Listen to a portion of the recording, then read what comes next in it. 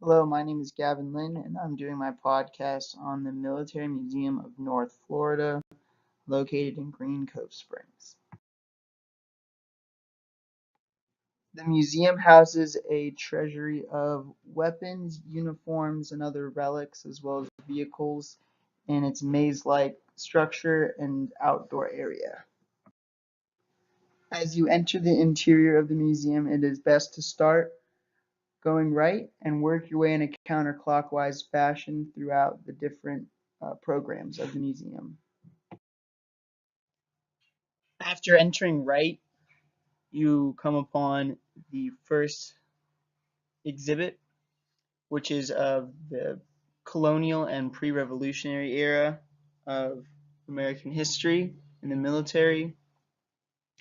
It had settler tools, old style muskets, black powder weapons, as well as the apparel that many of these settlers would have worn. Now, the museum is all donations and acquisitions, so because of the long time period between these and what could have happened to most of these artifacts, there's not much in this exhibit as there would be in later ones, such as the First and Second World War, the Cold War eras, and up to the present day. The next period that we're going to discuss was the Civil War exhibit. It had the different uniforms worn by Union and Confederate soldiers, as well as the types of weapons that they would have used and the bayonets that would have been attached to these weapons. Now, the World War I exhibit is where it got a lot more substantial. They had plenty of bolt-action rifles that were on display, as well as machine gun emplacements and fake bunkers. The bolt-action rifle really got its heyday in World War I, and there's a bunch of different styles employed, whether it's a straight pull or Mauser bolt action, because the German Mauser was the basis for the design of many other bolt action rifles, including the American Springfield, which was used during World War I and up until World War II, and as a specialty sniper weapon even until the Vietnam War. And the Mauser bolt action is used in sporting hunting rifles today. The next exhibit was this substantial World War II exhibit. Shown here is the M1 Garand, and World War II saw the rise in semi-automatic rifles, as this one, which had an 8-round clip that ejected once it was empty. This exhibit also housed a full-size donation of a English civilian bunker that they would have built in their backyards during the air raids of the Battle of Britain. This was, I believe, a donation from someone who was living in London or one of its suburbs during the battle, which lasted the entirety of 1940. Other good replica exhibits are of the Battle of Crete, which was the Germans' first attempt at an airborne landing. It didn't go so well. They used gliders, and the soldiers dropped without their weapons, and the weapons were dropped separately.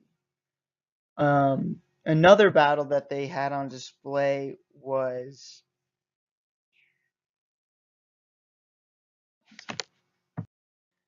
the Battle of Point du Hoc, which was one of the Allied landings at D-Day where they had to actually use grappling hooks from the landing craft to scale the steep walls of the French shoreline in order to capture some of the German big guns.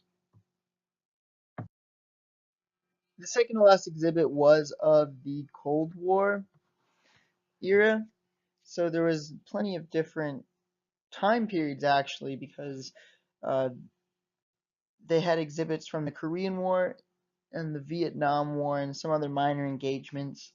So the Korean War was first, and one of the donations they had were these old school telephone, they're like radios, hand radios that were the predecessors of the modern telephone, and they weighed like 5 pounds. They were massive. And during the Vietnam War, they had some donations and acquisitions from troops who had acquired these memorabilia in Vietnam, such as hand crossbows from the native populations who may or may not have been friendly to the soldiers, as well as Viet Cong flags. Some of them were, hand sewn. The final exhibit was of the modern time, pretty much from Operation Desert Storm in 1991 up till present day. They also had dioramas of just fire bases, the layout of those. Really cool thing that they also had was an Apache helicopter simulator. That was, obviously it didn't work anymore, have any the electronics, but you could sit inside of it and see all the knobs and stuff of this two-person attack helicopter. And then this brings us to the exterior, which had, tons of vehicles.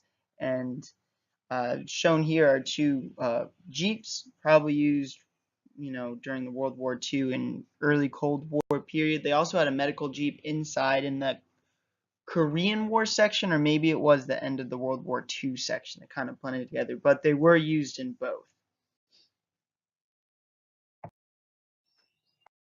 The Military Museum of North Florida is important to Florida history because it is housed on the old site of the Green Cove Springs Naval Air Station.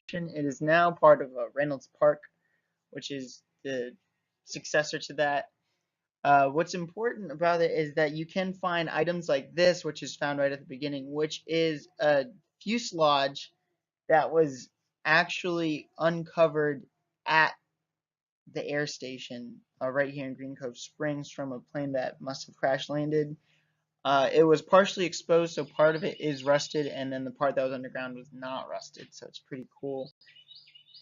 And this is an important site to the history of Florida's military history. Thank you.